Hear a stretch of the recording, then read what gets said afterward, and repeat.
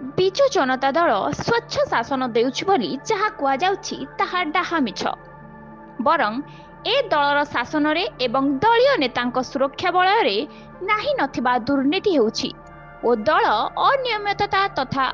ଅରାଜକତାର ପାହାଡ଼ ଉପରେ ଛିଡ଼ା ହୋଇଛି ବୋଲି ରାଜ୍ୟ ଯୁବ ବିଜେଡିର ବିଦାୟୀ ସାଧାରଣ ସମ୍ପାଦକ ଋଷିକେଶ ମେକାପ ଯାଜପୁର ଟାଉନରେ ଏକ ସାମ୍ବାଦିକ ସମ୍ମିଳନୀରେ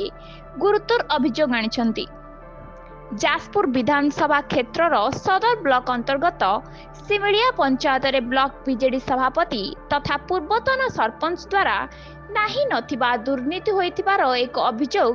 କରି ଗତ 2 ଦିନ ତଳେ ଶ୍ରୀ ମେକାପ ସାମାଜିକ ଗଣମାଧ୍ୟମରେ ପୋଷ୍ଟ କରିଥିଲେ। ଏଥିପାଇଁ ତାଙ୍କୁ ବିଜେଡିରୁ ବହିଷ୍କାର କରାଯାଇଛି ବୋଲି ସେ ଅଭିଯୋଗ କରିଛନ୍ତି। ଉକ୍ତ ସୂଚନା ପାଇଁ ତାଙ୍କ ଉପରେ ଚାପ ପଡୁଥିଲା,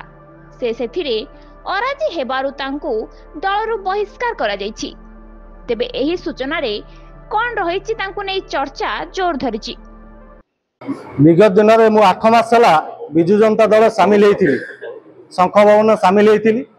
सामिल होगा पूर्व एठिकार विधायक सांगठनिक संपादक मत जो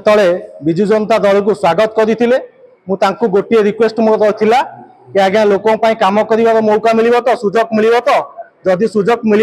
मु विजु जनता दल सामिल हेबी। सी एक भी मत कहते मो पिठी हाथ थापुड़े दे एक कहते कि जे विजु जनता दल कम कर आगू बढ़ तुम जब कम करने को आसी 100% तुम आगू बढ़ सी आज्ञा संपूर्ण मिछ प्रचार मिछ प्रहसन थिला जेमिति हाथीर देखा दांत गोटे खाଇବା दांत गोटे ठीक सेहीपरि विजु जनता दल कथा गोटे काम गोटे जहाँ आज मुझे सामना करी सिमिला पंचायत एकाउंट रु दीर्घ दिन धरी मारुति एंटरप्राइजेस गोटे भेंडर कोड जोटा को कोटी कोटी टंका ट्रांजेक्शन मुझे जिनस जो सामना को आनिली सेठू मते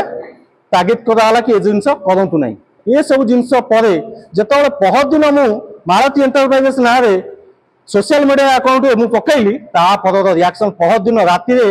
12:30 मु पोस्ट होईची सकाळ 7टा मते फोन करके कुसुमा पोस्टटिए ये आज्ञा 2 धाड़ीर कथा एथिरे कोन जे एते मारात्मक जिनस अछि जोटा कि गोटे दिन न पुदुनु मते राति न पाहुनु सस्पेंड